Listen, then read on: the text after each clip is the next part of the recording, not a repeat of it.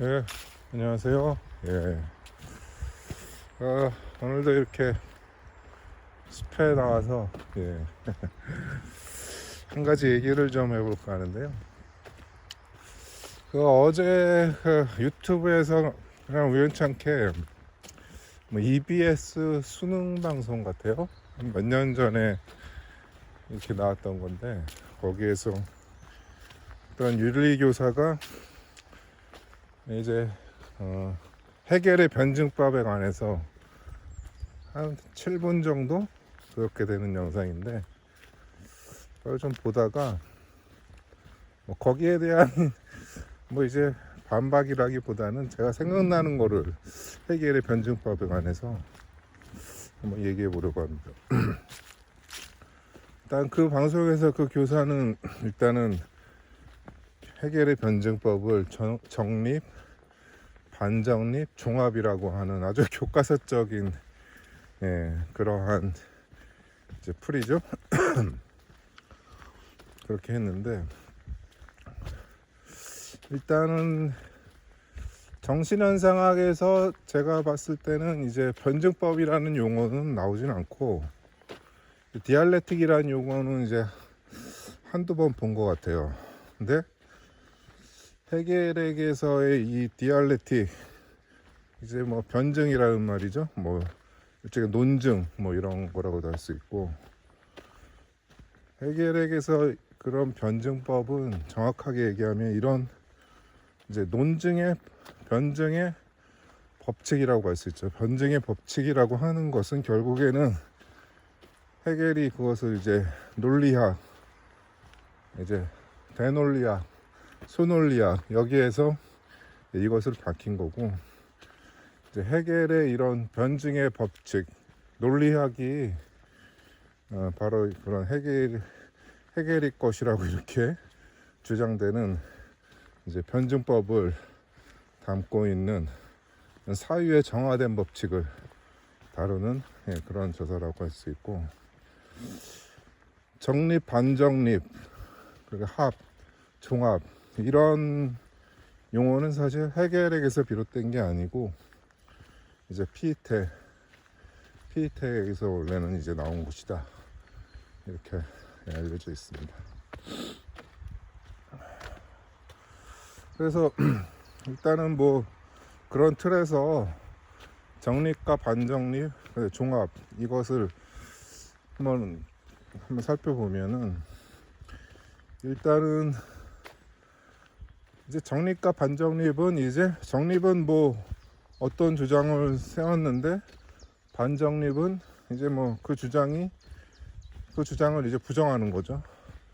부정하고 이제 종합은 이제 그것을 하나의 새롭게 통일해서 새로운 내용이 이렇게 나오는 건데 이런 정립과 반정립의 아주 구체적인 그런 사례로 이렇게 볼 수 있는 극단적인 이런 사례로 볼 수 있는 것은 이제 칸트의 순수이성 비판에 나오는 이제 순수이성의 이제 이율 배반이라고 하는 것에서 이제 아주 적나라하게 나타납니다.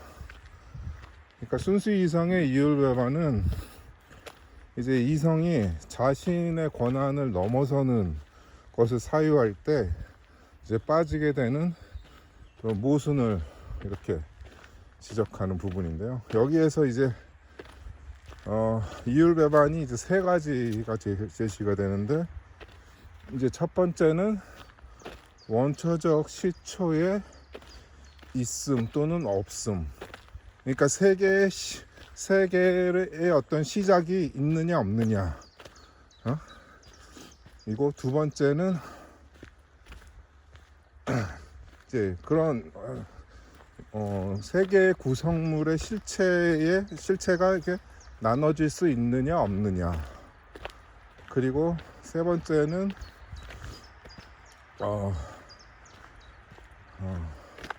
신이 세계를 구성하는 신이 있느냐 없느냐. 여기에서 이제 칸트는 그 각각의 명제, 그러니까 신이 있다라는 명제와 신이 없다 명제는 이게 서로 충돌하는 거잖아요. 정립과 반정립으로.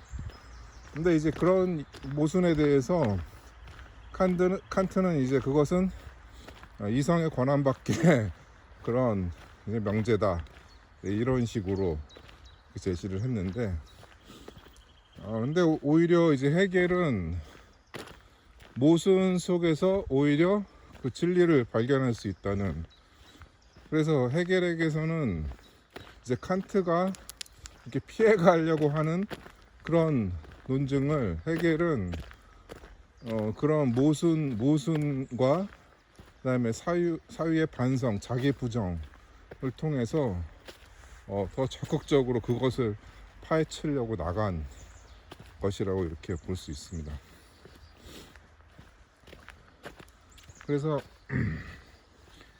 그 정신현상학의 그 이성장 쪽에 보면은, 제가 강덕방송에서도 언급을 했지만은, 이제 무한판단 같은 경우가 이제 뭐 칸트가 순수이성의 이유를 배반해서 이렇게 이제 그런 거는 이렇게 논의할 필요가 없다라고 본 그런 논의의 전형을 보여주는 게 이런 무한판단이고, 무한판단에는 상당히 종합판단의 그런 성격이 있다, 그런 걸 얘기했는데, 무한판단이란 뭐냐면은, 그러니까 하나의 명제를 딱 구성을 해보죠. 뭐 인간은 자유이다, 이런 명제가 있다면은, 또는 뭐 인간은 물질이다, 이런 것이 이제 무한판단이라고 하는 것인데, 그것은 이제 주어와 수로, 주어 인간, 그 다음에 뭐 판단 물질이다 혹은 자유이다 라고 하는 게, 그 주어와 수로의 범주는 전혀 상이한 거라서 그것은 이제 결합되지가 않는 것이다. 그래서 그 주어의 수로는 모든 것이 될 수가 있는 것이죠. 그래서 그래서 수로가 무한히 변경이 될 수 있는 그런 사태에 빠집니다. 그래서 이성장의 정신의 왕국에서는 또 헤겔은 특이하게 그 사태 그 자체를 하나의 또 수로라고 얘기하거든요. 모든 것의 수로가 될 수 있는 상태. 그러니까 이것은 결국에는 그 무한판단보다도 어떻게 보면은 더 나간 거죠. 사태 자체라는 거는 이제 하나의 뭐 원초적인 시작점, 즉각성, 뭐 직접성, 뭐 이런 거를 얘기하는 건데, 그것이 수로라고 하는 것은 주어를 규정하는 것이 이제 끊임없이 변동되는, 순간순간 이제 바뀐다는 거죠. 헤겔에게서 얘기하는, 헤겔이 모멘트라는 계기라고 하는 것들은, 그것이 계기는 고정된 것이 아니고 또 다른 계기에 의해서 이제 대체되는, 자리를 뺏기는, 자리를 내주는 그런 과정에 있는 것이 계기인데, 그런 이제 무한 판단이라고 하는 것이 결국에는 결합될 수 없는, 주어가 수로가 영원히 그렇게 서로 제갈길을 가는 그런 상황에 있는 거죠. 근데 헤겔이 봤을 때는 그것을 결합하는 것이 진정한 사유이고, 그러한 법칙이라고 하는 것을, 그런 사유의 법칙이라고 하는 것이 이제 헤겔의 논리학이고, 광범위하게 얘기하면은 이제 그것이 이제 헤겔의 변증법이다, 이렇게 얘기할 수 있겠습니다.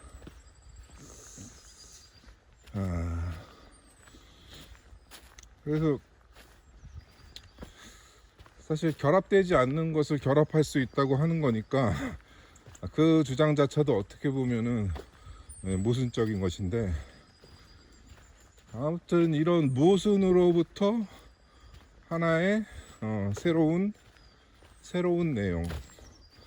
내용이 형식을 갖춰서 나타나는 것을 제시하는 것이 이제 논리학의 과정이라고 이렇게 말할 수 있겠습니다.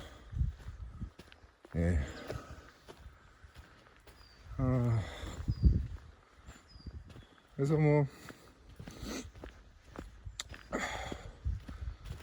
디알렉틱이라는 것을 그러니까 뭐 이렇게 뭐 논의하는 거죠. 논의하는 거고 이제 그 논의가 그 이야기가 얼마나 이제 설득력이 있느냐 이제 그런 거를 얘기하는 건데 뭐 이렇게 변증법이라고 하면은 사실 뭐 굉장히 좀 어렵게 이렇게 느껴질 수가 있는데 사실 뭐 제가 아직 뭐 해결 논리학을 본격적으로 들어간 것도 아니고 들어갈지 말지는 아직도 판단을 못 하고 있는데 거기에서 이제 전개되는 부분들도 사실은 우리가 뭐 일상적으로 이렇게 보는 그런 논증의 그런 법칙들 그래서 이제 해결은 좀 더 그것을 해결의 논리학은 좀 특이한 부분이 있죠. 전통 논리학과는 다르면서 해결 특유의 거기에는 하나의 뭐 그러니까 생성의 과정이 있다라는 거죠. 생성. 그러니까 논리학은 그냥 어떻게 보면은 정태적인 그런 사태를 다루는 그런 이제 학문의 기초로 이렇게 보이는데 해결에게서는 그것이 그런 것이 아니고 변화하는 과정을 기술하는 그런 법칙이라고 이렇게 할 수 있습니다. 근데 그런 변화하는 과정을 기술하는 그런 거에서는 사실 요즘에는 그 논리학 갖고 누가 하나요? 다 이제 수학적인 기반으로 그런 것을 하는데 아무튼 뭐 전통 철학의 맥락에서 그 해결의 논리학만으로는 좀 그게 무미건조한 그런 면이 있죠. 그것이 실제로 적용되는 그런 구간이 하나의 역사적인 과정이고 그런 것을 제시하는 부분이 저작이 이제 정신현상학이기 때문에 정신현상학만큼 그 논리학은 그렇게 뭐 물론 중요하긴 하지만은 그렇게 끌리는 부분은 이렇게 별로 없는 것 같습니다. 오늘 뭐 이렇게 여기까지 오는 구간이 딱 보니까 제가 방송을 시작한 시점에서 이 구간까지 저 나무까지 오는데 거의 한 12분 13분 이렇게 걸리는 길 같습니다. 여기 며칠 계속 이제 날씨가 좋다가 어제 좀 비가 많은 비는 아니고 비가 살짝 내리고 내일까지도 좀 비가 온다는데 오늘은 그냥 우중충한 이런 날씨만 있습니다. 요즘에 뭐 그 이재명 대통령의 그 2년 전 이스라엘군의 아동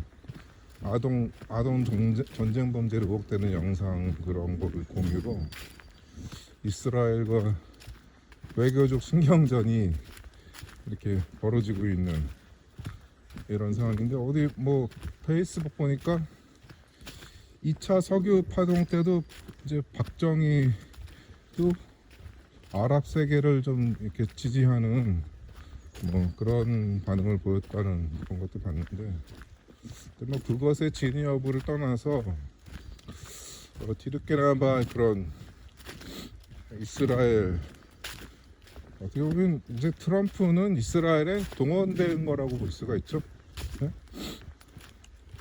자기의 이권과 결합해갖고 이렇게 하는데 이스라엘은 정말 자기 스스로 계속 무덤을 파고가고 있는 자기 무덤만 파면 괜찮은데 다른 사람들을 이제 사지로 몰아넣으면서 자기 무덤을 파고가고 있는 거죠. 그런 사태에서 좀 뒤늦게나마 그런 이런 사태에 대한 사실 이거 봤을 때는 뭐 유럽의 국가들은 이스라엘에 대한 그 부채 의식, 특히 독일 같은 경우에는 이제 홀로코스트는 홀로코스트대로 그렇게 인정을 하지만은 아무래도 이제 아랍민들이 사회의 기층을 형성하고 있기 때문에 이제 대놓고 이스라엘의 편을 들 수는 없는 이런 상황이고, 한국의 상황도 마찬가지라고 이렇게 봅니다. 네. 네, 그럼 오늘은 여기까지 하겠습니다. 감사합니다.